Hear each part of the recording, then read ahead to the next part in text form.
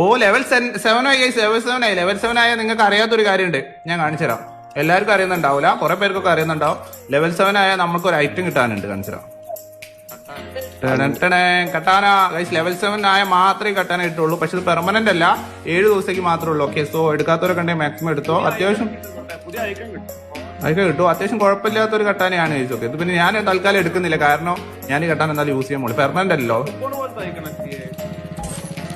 Football. ഓ എടാ ഇത് കൊള്ളാലോ.